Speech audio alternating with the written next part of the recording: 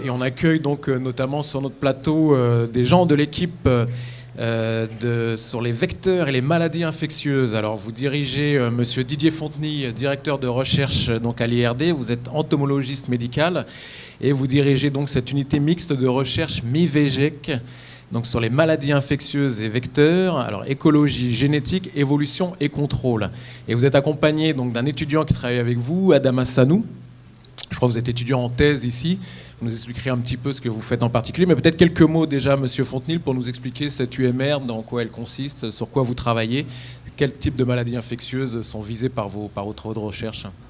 Alors, cette UMR est volontairement ciblée sur l'évolution des systèmes infectieux et tous les mots ont du sens. C'est-à-dire que le monde change, le climat change, les aspects socio-économiques également amènent des changements et les maladies infectieuses changent en même temps. Alors, l'unité s'intéresse plus particulièrement à des maladies infectieuses qui sont dans les pays du Sud, par exemple la tuberculose, et Adama en parlera, bien qu'il y ait aussi la tuberculose dans les pays du Nord, mais d'autres maladies qui sont plus connues, qui sont connues comme le paludisme, la dengue, chikungunya ou des maladies sud-américaines. Donc, ce qui nous intéresse dans l'unité, c'est nous sommes à l'interface santé-environnement. C'est comment les modifications environnementales, globalement, amènent des modifications de la distribution et de l'importance des maladies infectieuses. Et nous cherchons également à voir quels peuvent être les mécanismes de contrôle de ces maladies. Donc, au niveau des changements, on pense, j'imagine, en particulier au changement climatique. Généralement, les gens pensent d'abord au changement climatique, mais la composante climatique est assez minime dans les grands changements qui concernent les maladies infectieuses. Les principaux changements sont avant tout environnementaux, que ce soit des changements dans l'agriculture, que ce soit la déforestation, que ce soit l'urbanisation, mais également d'autres changements plus subtils, par exemple les résistances des bactéries aux antibiotiques ou des parasites aux médicaments. Tout ça, ce sont des changements qui amènent à développer des stratégies différentes de contrôle de ces maladies et nous sollicitons beaucoup d'étudiants, en particulier des pays du Sud, pour pouvoir aborder ces projets et essayer de trouver des solutions. Entendu. Alors justement, vous sollicitez des étudiants, donc vous êtes accompagné de Adama Sanou. Bonjour. Bonjour. Donc vous arrivez du Burkina Faso et vous menez ici une thèse, je crois, donc sur les travaux sur la tuberculose. Peut-être vous pouvez nous expliquer un petit peu ce dont il s'agit. Oui, je viens du Burkina Faso. Ici, je fais une thèse, évidemment en collaboration avec le Burkina Faso, l'IRD de Montpellier et également le laboratoire de bactériologie du CHU Arnold Villeneuve. On vous voit à l'œuvre, là, justement, là, en vidéo. Oui, ma thèse est axée principalement sur la tuberculose, mais également sur le sida. Elle consiste en deux volets. C'est-à-dire, premièrement, je dois regarder tout ce qui est diversité génétique des bacilles tuberculeux au niveau du Burkina Faso.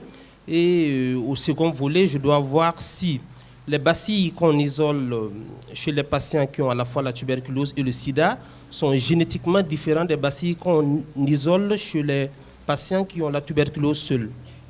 Entendu. Et ça permet... Quel est l'objectif d'une telle recherche ? L'objectif, c'est de voir en fait si ces patients qui sont assez fragiles, les patients qui ont le sida, hébergent des bacilles particuliers, c'est-à-dire des bacilles qui sont moins virulents ou bien des bacilles qui sont plus susceptibles à la résistance aux antituberculeux.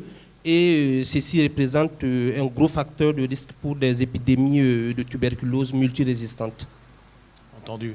Alors, Monsieur Fontenay, vous avez parlé un peu de maladies. On pense, j'imagine, notamment au paludisme. Alors, on attend de vous le traitement magique qui va enfin éradiquer la maladie, ou bien ? Oui, bien sûr. Les objectifs des chercheurs, c'est d'essayer de trouver des solutions aux problèmes de santé publique. Malheureusement, dans l'immédiat, il n'y a pas de solution miracle. En revanche, il y a quand même des progrès très sensibles en ce qui concerne le paludisme, parce qu'il y a simplement une dizaine d'années, on considérait qu'il y avait 1 million de morts chaque année du paludisme, essentiellement en Afrique et essentiellement des enfants. Et les différentes stratégies, par des médicaments contre le paludisme ou par des stratégies de lutte contre les vecteurs, ont permis de passer de 1 million à 650 000 cas l'année dernière. Donc, bien sûr, 650 000 cas, c'est énorme, mais c'est un progrès quand même colossal. Donc, oui, les recherches qui sont conduites, en particulier par l'IRD dans différents pays, en Afrique, en Amérique du Sud et en Asie, ont pour vocation, elles ont un objectif finalisé, qui est pour vocation, à partir de connaissances fondamentales, de proposer des solutions pour, soit thérapeutiques, soit de gestion de ces maladies et prenant en compte, comme je le disais, l'évolution de ces maladies au cours du temps. D'accord. Alors, Monsieur Sanou, puisqu'on a compris que vous faites partie un peu d'un programme de recherche en partenariat, est-ce que ça veut dire que vous êtes amené ensuite à retourner au Burkina Faso ou dans des pays de la sous-région pour mettre en œuvre votre savoir en Afrique?